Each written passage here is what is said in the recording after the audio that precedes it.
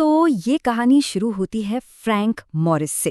एक ऐसा शातिर चोर जिसे भेजा जा रहा था दुनिया की सबसे बदनाम और सबसे ज्यादा सुरक्षित जेल अल्काट्राज में।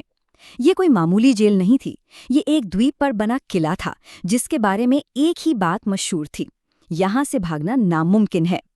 जेल पहुंचते ही वार्डन ने मॉरिस पर अपना रौब जमाने की कोशिश की। ये साफ साफ बता दिया कि अल्काट्राज सिर्फ एक जेल नहीं बल्कि उसकी जिंदगी की आखिरी मंजिल है। लेकिन आप जानते हैं, फ्रैंक मॉरिस के लिए ये कोई सजा नहीं थी, ये एक चुनौती थी और उसने पहले ही दिन से इस चुनौती को तोड़ने की तैयारी शुरू कर दी थी। चलिए अब अल्काट्राज की उन दमघोटू दीवारों के अंदर चलते हैं और उन किरदारों से मिलते हैं जिन्होंने इस कहानी को एक नया ही मोड़ दे दिया। अंदर आते ही मॉरिस ने खुद को उस सख्त नियमों और खतरनाक कैदियों वाली दुनिया में ढाल लिया। उसने ना सिर्फ वुल्फ जैसे दबंग कैदी से भिड़कर अपनी जगह बनाई, बल्कि डॉक जैसे शांत कलाकार और एंग्लिन भाइयों जैसे पुराने साथियों से भी मिला, जो आगे चलकर उसके प्लान का एक बहुत जरूरी हिस्सा बनने वाले थे। वार्डन से उसकी पहली मुलाकात हुई। वार्डन ने मॉरिस के दिमाग को बेकार बताया, लेकिन उसे इस बात का जरा भी अंदाजा नहीं था कि मॉरिस उसकी ही मेज से एक नेल कटर चुरा चुका था, जो उसके भागने के प्लान का पहला औजार था। जेल के अंदर की बेरहमी और वार्डन के जुल्म, इन सब ने मिलकर मॉरिस और कुछ दूसरे कैदियों को उनकी बर्दाश्त की हद तक पहुंचा दिया, और बस यहीं से भागने का जो एक छोटा सा ख्याल था वो एक ठोस योजना में बदलने लगा। और यहीं पर कहानी का असली संघर्ष सामने आता है। एक तरफ था वार्डन का अटूट विश्वास कि उसका सिस्टम कोई तोड़ नहीं सकता, और दूसरी तरफ था मॉरिस का दृढ़ विश्वास कि हर सिस्टम में कोई ना कोई कमजोरी जरूर होती है। डॉग के साथ हुई दुखद घटना, एक एयर वेंट से मिला छोटा सा सुराग और पुराने साथियों से मुलाकात, इन सब घटनाओं ने कैदियों के एक छोटे से ग्रुप को एक साथ ला खड़ा किया। उनका भागने का जो एक हताश सपना था वो अब एक पक्की योजना बन चुका था। चलिए अब देखते हैं कि इस टीम ने रोजमर्रा की मामूली चीजों से आजादी के औजार बनाने के लिए कैसी जबरदस्त चालाकी का इस्तेमाल किया। मॉरिस ने बड़ी होशियारी से एक फालतू चम्मच हासिल किया, उसे तोड़ा और माचिस की तीलियों की मदद से उसे चुराए हुए नेल कटर के हैंडल से वेल्ड कर दिया। बस कंक्रीट खोदने के लिए एक छोटा फावड़ा तैयार था।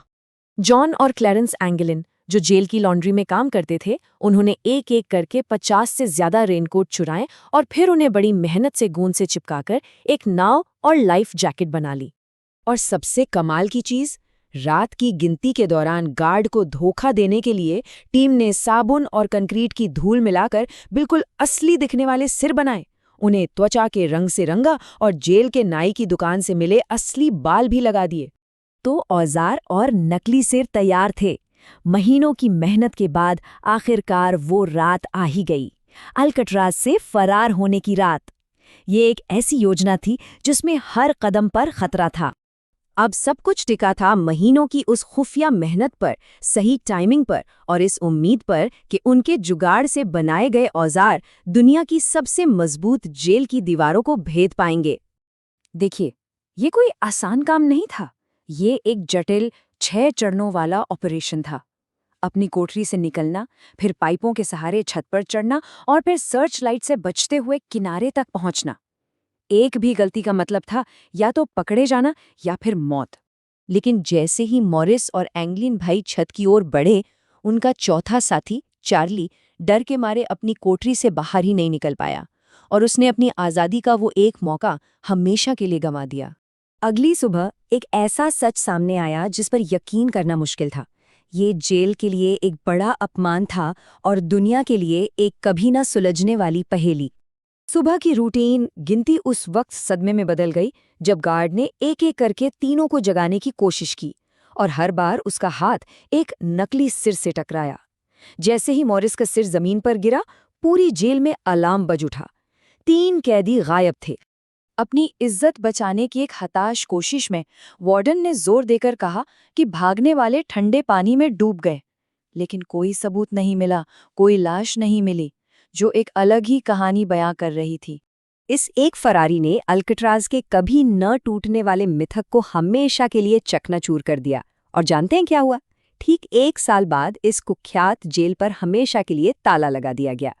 कुछ समय बाद पास के एक द्वीप के किनारे एक छोटी सी चीज मिली जिसने संकेत दिया कि मॉरिस न केवल बच गया था बल्कि उसने अपने दोस्त डॉग को भी याद रखा था। और यही सबसे बड़ा सवाल है जो आज भी बना हुआ है कि आखिर वो तीनों गए कहाँ।